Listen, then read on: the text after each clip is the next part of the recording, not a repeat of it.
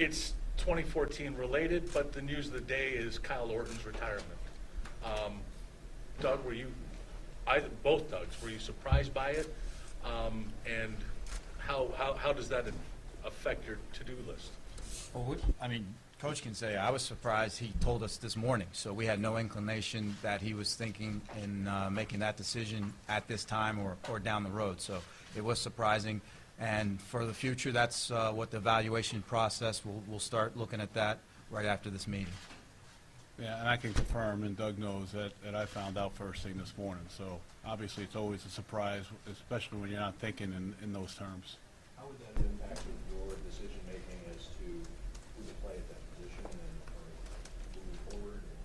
Well, moving forward, again, like Doug said, those are the things we'll talk about. But it would have impacted.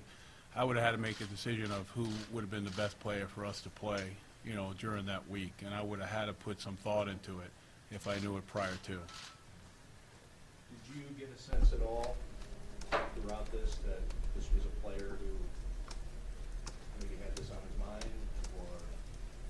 No, not by the way we were preparing and focusing, nor was I at the same time trying to look at that with players.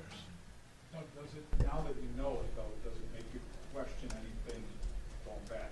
No, because if I didn't have that information, I'm not going to question anything that we've done.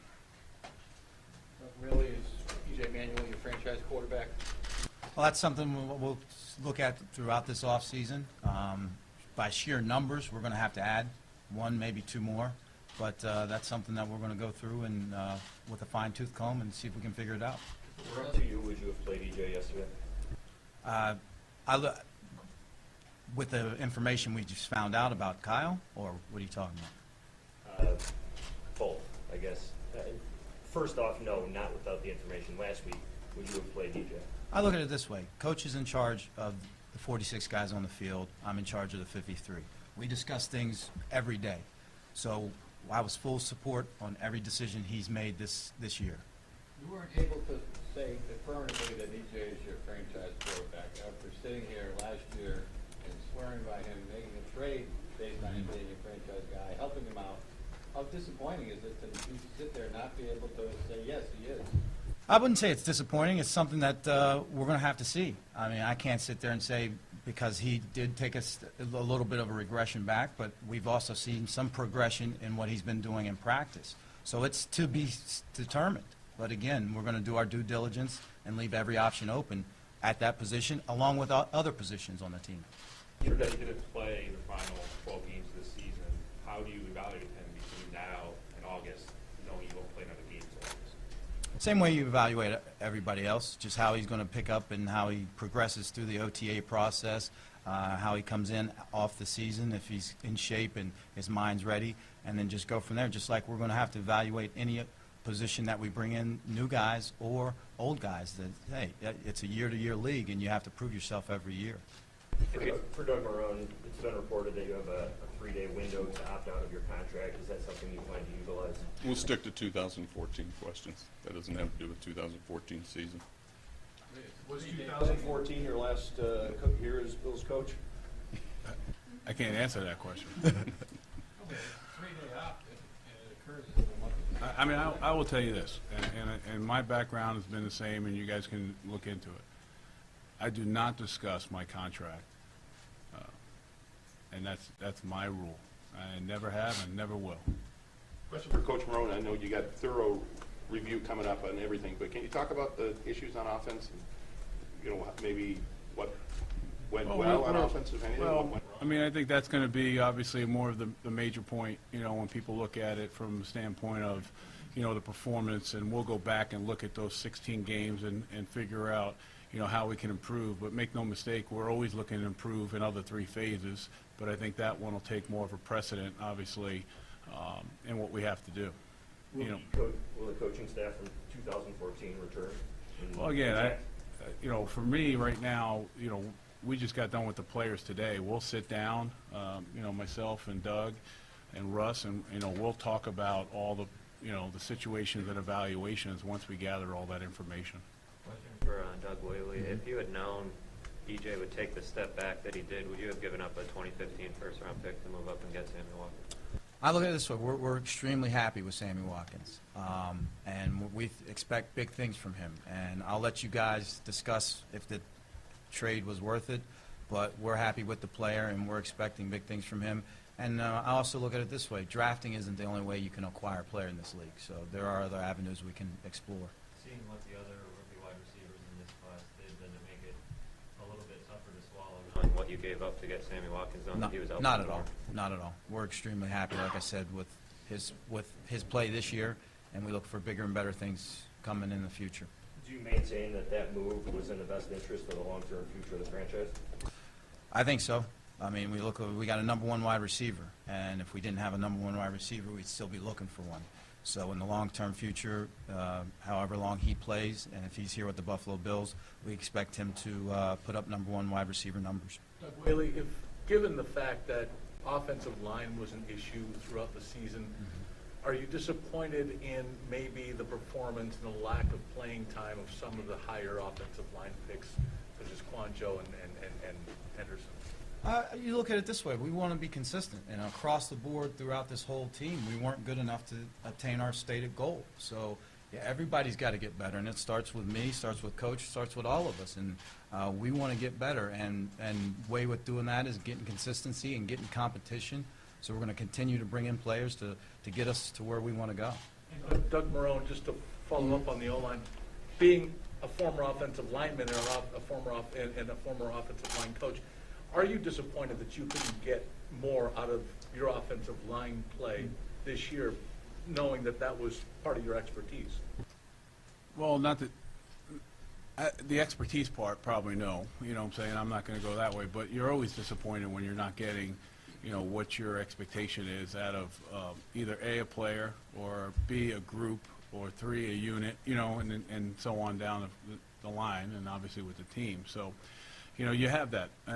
And again, you know, Doug and I have been in discussions throughout the year, you know, and how we're going to, you know, move forward, things of that nature, making notes. So this way now, when we get to the process of, you know, how to get more production out of that unit, we'll know exactly what the plan is going forward, as well as, you know, any other part of the team that we feel we have to, you know, do a better job of. So, but make no mistake about it, you know, like I said before, I feel very comfortable with Cyril coming back and making a move. I think that he's done some good things, and I'm looking forward. I think that Cyrus Quanjo is one of those players that really did a good job during the season, much better now than he was when he was playing in the preseason.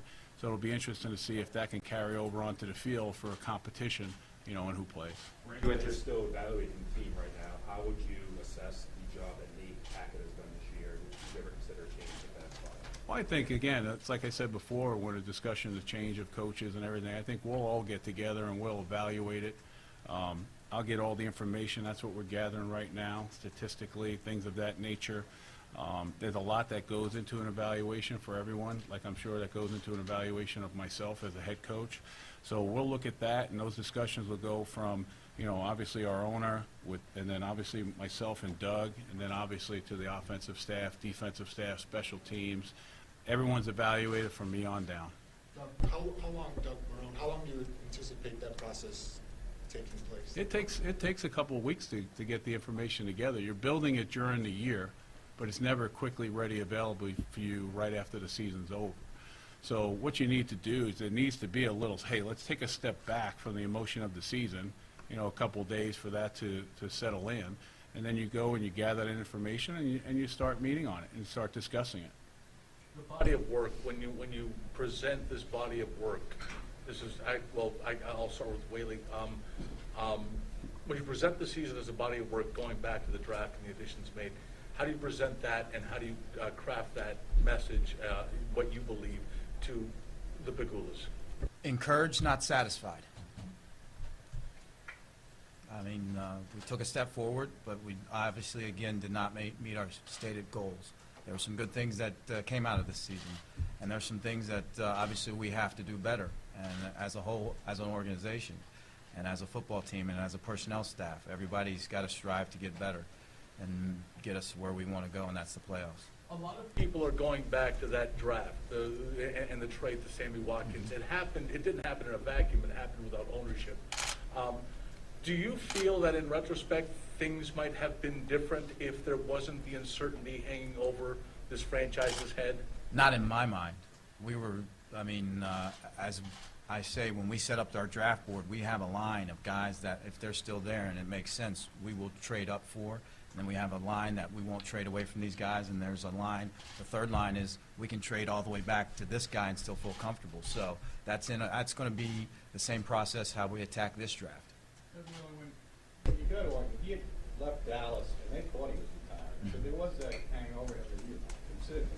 Did you discuss that with him at all when you brought him here, that maybe he will hang around for a year? We didn't discuss how long he would hang around, but he said he wouldn't have come here unless he was fully committed. So we took him at his word, and he was committed for this year, for sure. Are you disappointed in Orton's decision? Right now, it's still trying to process it. I can't be disappointed with a guy that says his heart's not in it, because this is a game where you have to be 100% in. And I would not want a guy in here that wasn't 100%. So I respect his decision.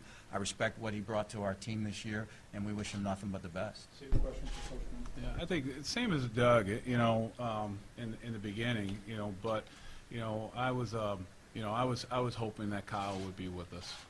There was a huge disparity in terms of production of the offensive side of the ball and the defensive side of the ball. Do you think that's a reflection of the coordinators, scouting, or the quarterback play? Can you repeat that question? Because I missed the beginning of it. I'm There was a sorry. huge disparity in terms of the production of the offense Right. and the defense. Do you think that was a reflection of the coordinators, of scouting, or of the quarterback play? Well, I think I've answered those questions, pretty much throughout the whole season. And like I said before, we have a lot of talented players on the defensive side of the ball. We went through 2 coordinators, 2 schematic changes, and still got better production. And it's still a credit to the coaches, still a credit to the players on that side of the ball.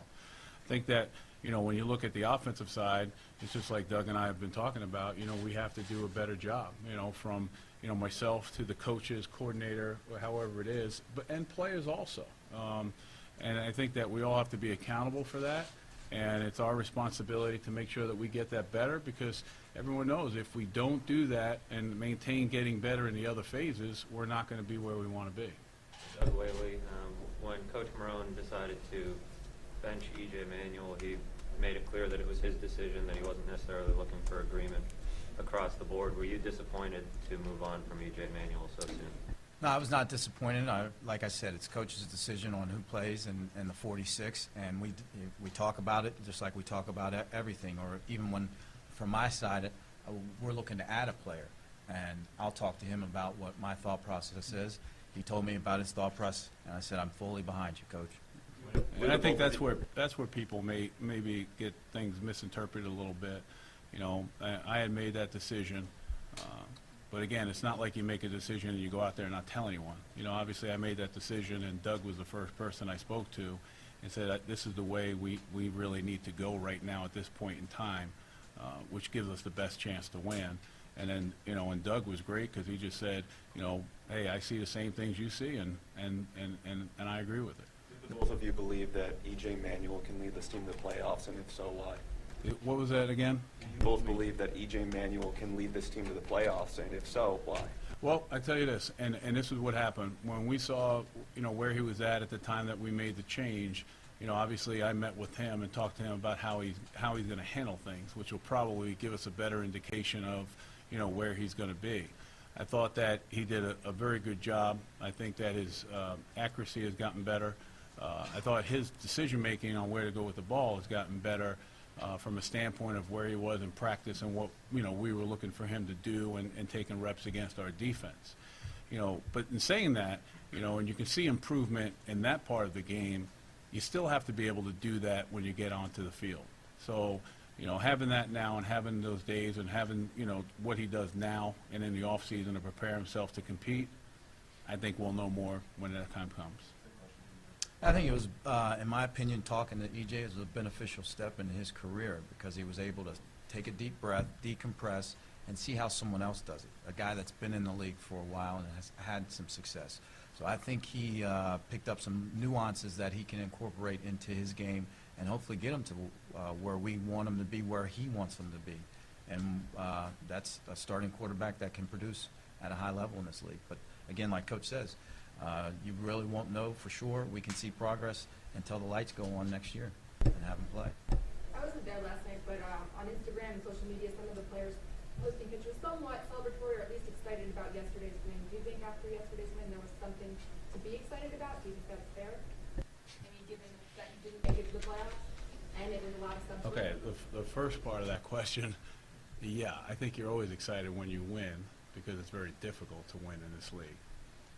The second thing, the players truly understand the disappointment of not being where we want to be.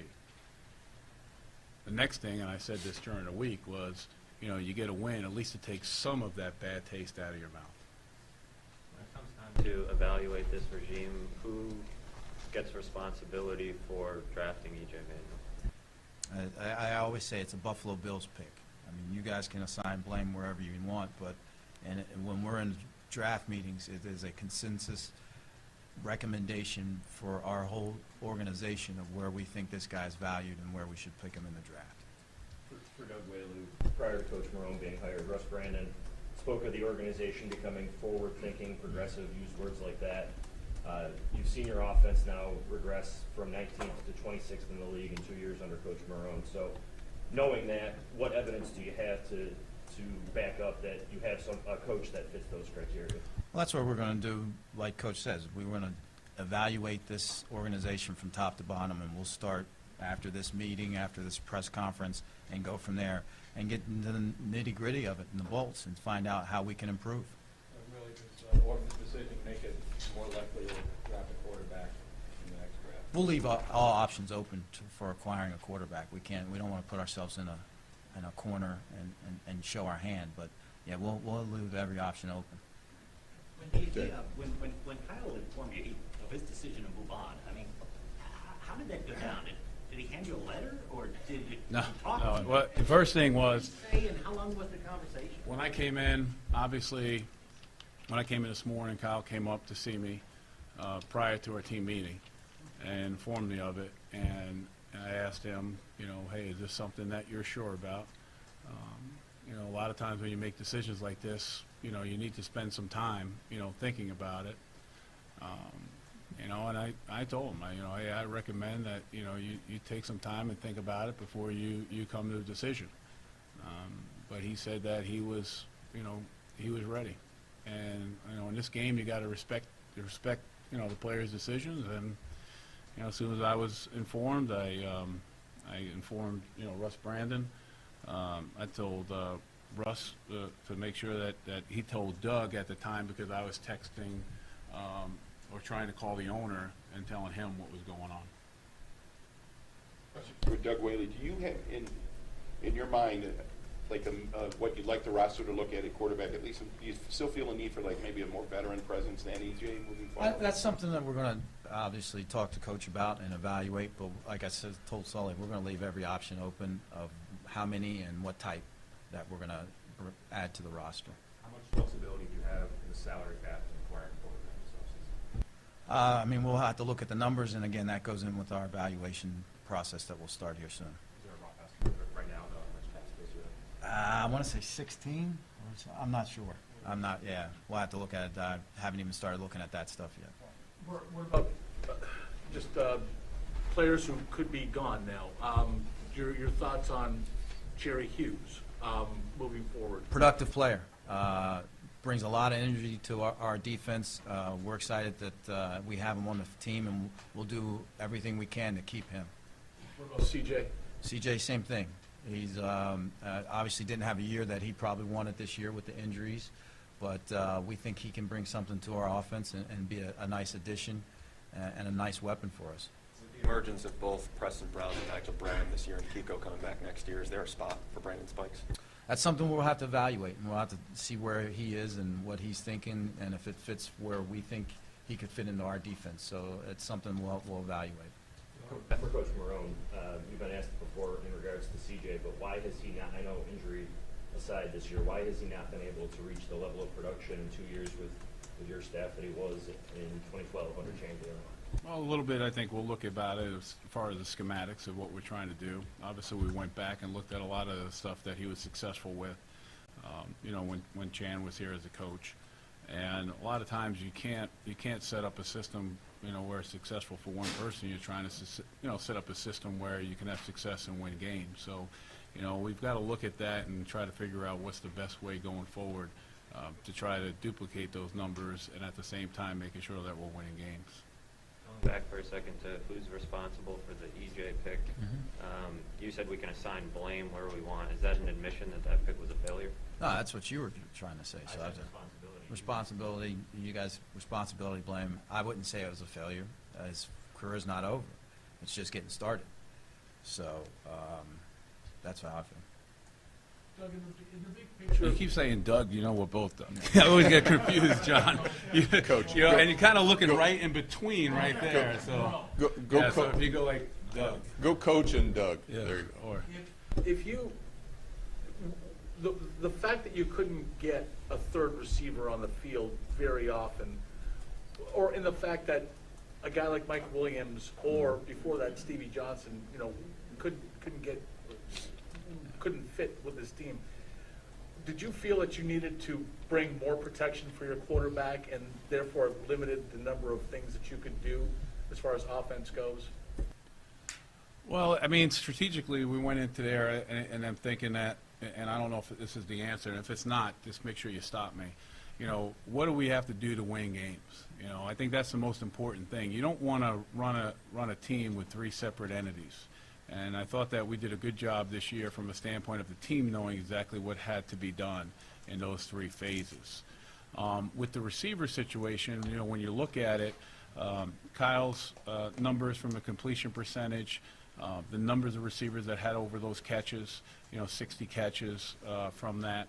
But we need to do a better job situationally, okay, when you look at our season from a red zone standpoint and third down standpoint, and get better. You know, whether it's increasing those numbers, you know, I don't know as far as receptions, catches, but the one increase in numbers is obviously touchdowns and third down catches and first downs. So to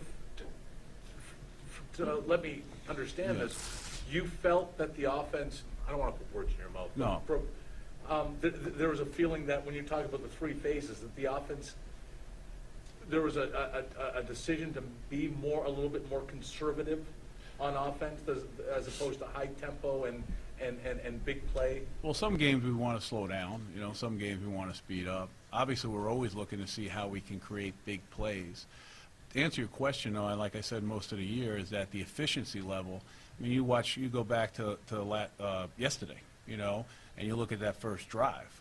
Well, everyone, you know, will say, wow, that was a hell of a first drive. You did this different and this different. We really didn't. We called the same plays, but we were able to be efficient and make plays and go down the field and score.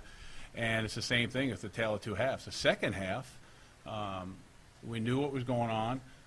We didn't have to make many adjustments because of the coverage situation that we're in.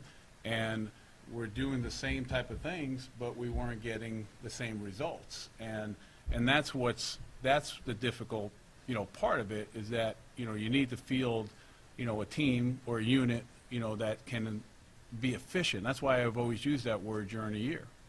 Can you give an example, either guy, as to how your analytics department helped you out this year? We like to, that's proprietary information, so we like to keep that in with us, just because we don't want to, like, show our hand. People are going to be watching this and, oh, how'd they use it? So, How has the implementation of that, since it's new, where it was, you know, relatively speaking, when you all came aboard, how has it been, can you give as to how much more you've leaned on it, or how, just how it's evolved since its infancy?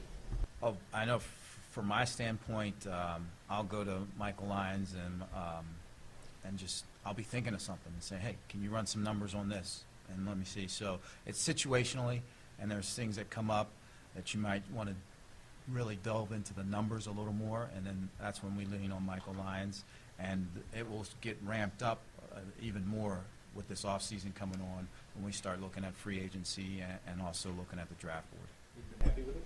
Yes, extremely. I mean, obviously, we're just scratching the surface because it's new to me, and Michael is been great to work with, and the more and more things and projects that we come up with, the more and more we'll be able to use.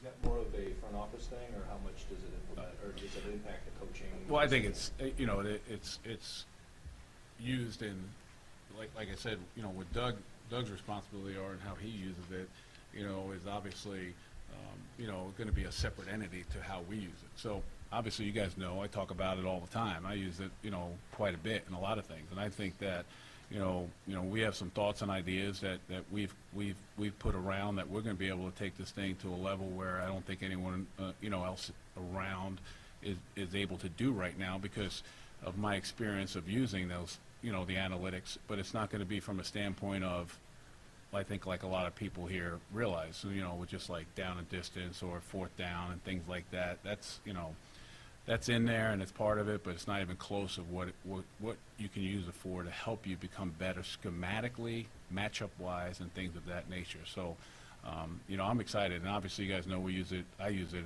in a lot of different things that we do to only help really give you another form of information, not necessarily that's going to be the tell-all and that's it.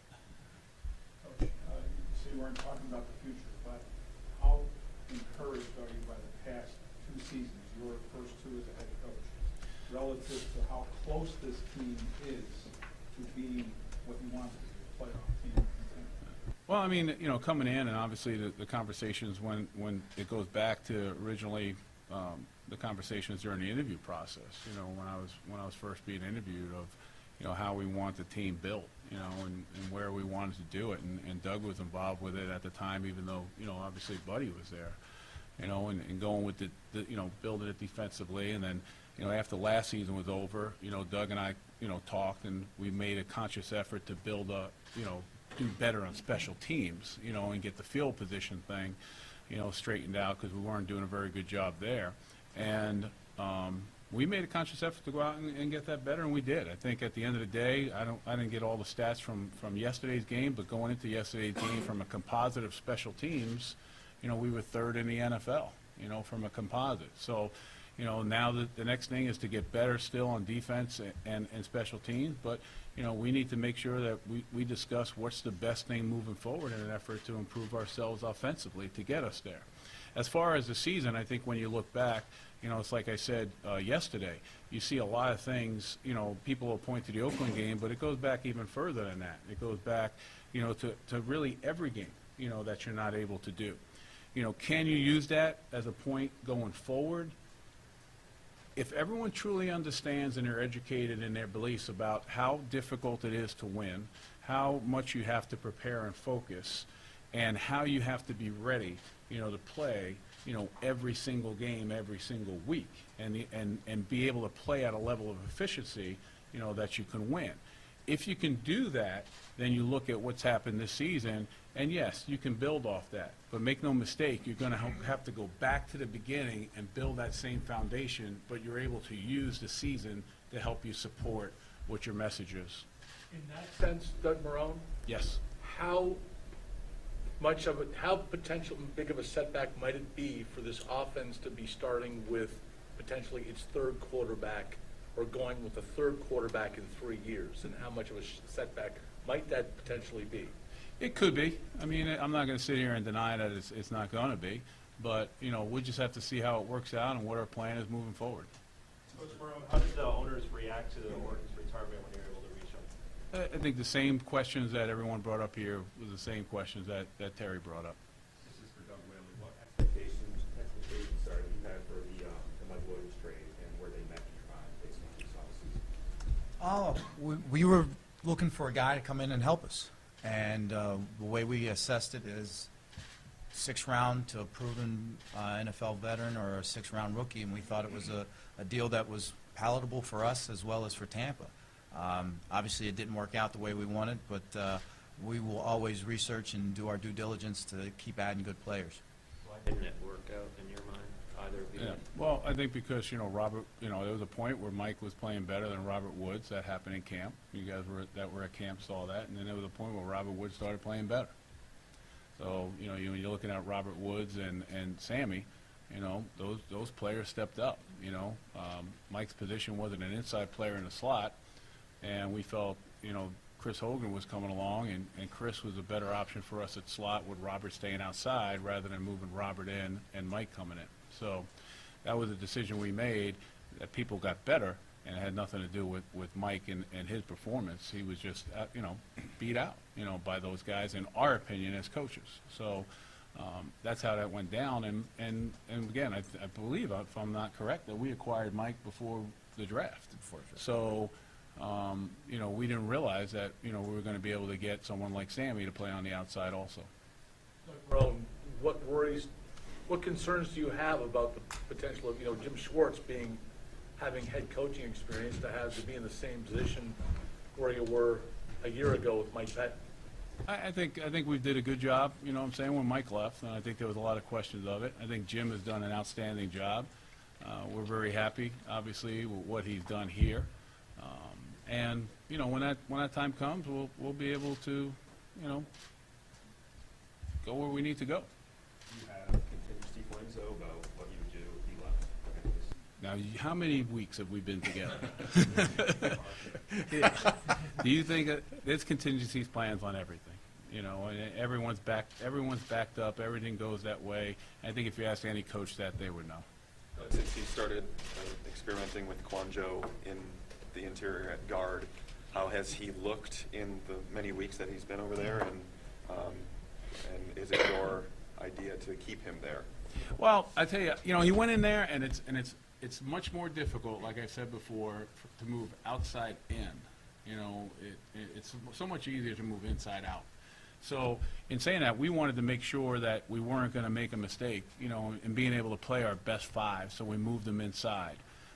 If you're asking me right now, I still think he's probably better suited to be outside. And I think the thing that's probably a little bit unfair to everyone here is that they probably haven't seen the movement skills that have increased during the year for him. And that was the one thing that we all saw in the preseason. That wasn't, his movement skills. He wasn't moving as well as he needed to move, to play at that position. So I think that, his movement skills has improved, so I'm excited to see where he goes. And then, obviously, we'll have to look at positionally where people go and moving around because, he's been mostly on the right side. When you guys drafted him in the second round, was the plan for him to almost have a redshirt year, or he just didn't get as much as he expected when he showed up to training? Well, I look at it as we saw a lot of talent in the player, and we said, hey, if he lives up to his talent level, we'll be able to get a productive player. And I think, like Coach said, he started out slow in camp, and other guys moved ahead of him. But we're excited for what we've been seeing lately on the practice field.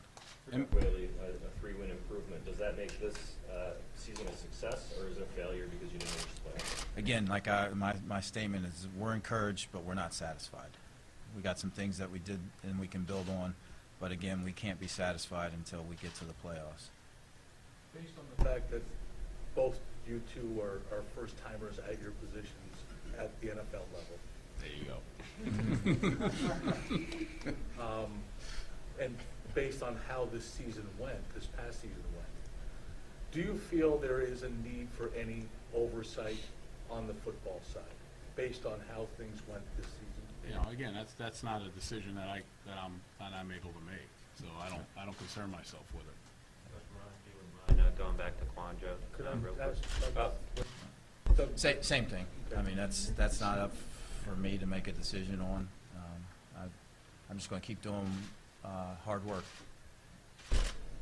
And I would say this, Chris Harrison came back. I think we were in a situation where we really had a couple of guys that had good experience playing tackle, and you're happy with that. You can, never really have enough good offensive tackles. But I think the same point of when we were talking about Mike, Chantrell Henderson came up, and really blossomed into a heck of a player. And I was always afraid to say it during the year about how well he was playing, because I think that's difficult, for people to see in an offensive line.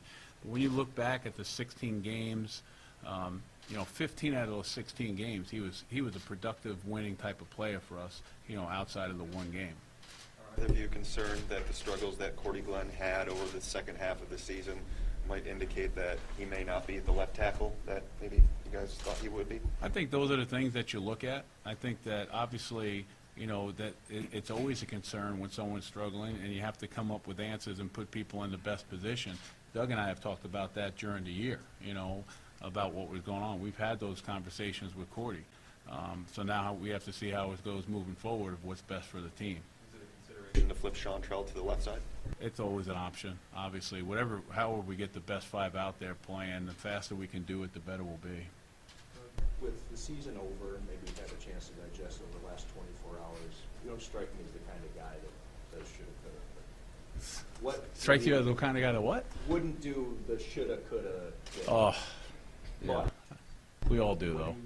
yeah, what really sticks out over the season of the one that maybe one play or moment that Yeah, sticks out? I don't know. I don't think it's fair to put it on one play, but I think you start going back, and the first thing you look at is the games that you lost, and you start reliving those. And like I said yesterday, you know, when you go through that evaluation and you go back and look at those games, it hurts just as much as it did during that time.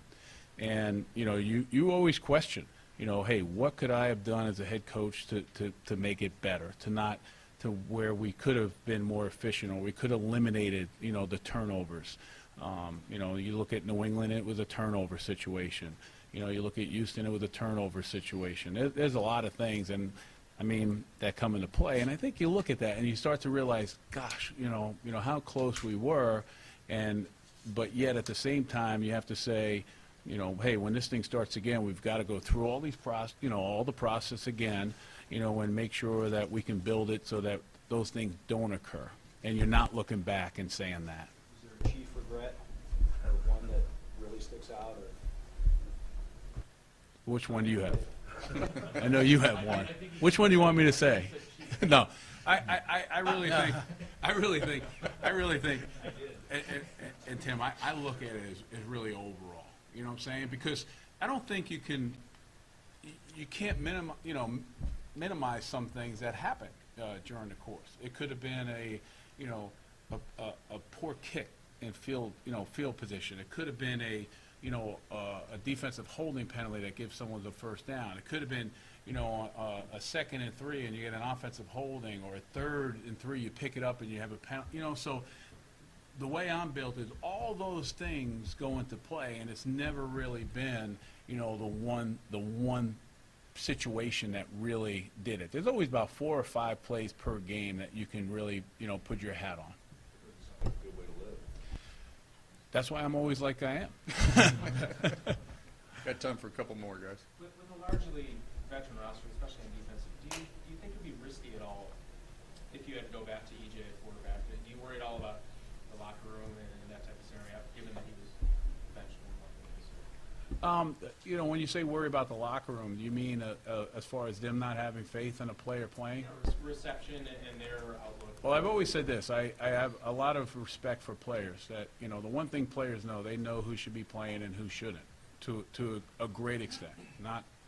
So I think it's important, and that's where it comes for responsibility, that we put players on the field that everyone's able to see it as earned that right to be on the field and can be productive enough for us to win and efficient enough. So that's always the case. You never want to put someone in there where the players don't have faith at not just the quarterback position, but that's going to get more play, but really any position.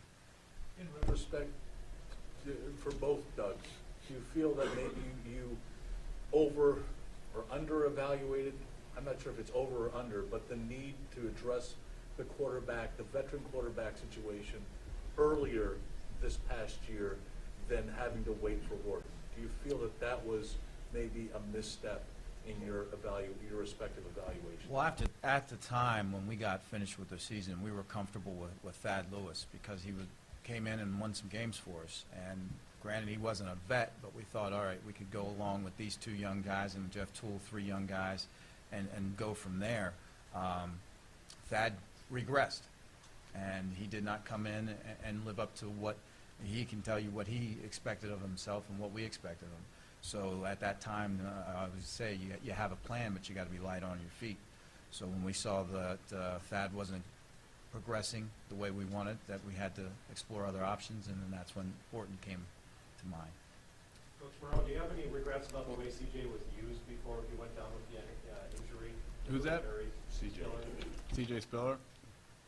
No, because if it would be my decision, so I don't have any regrets for that. Last one, Dave. We may not see it for a while. Do you have an update on Kiko Alonso, how he's coming along, and whether you expect him to be in the spring camp and all that? Well, right now, we're under the impression, with outside of any setback, that he should be cleared soon. Okay. Thank you, guys. All right, thank you.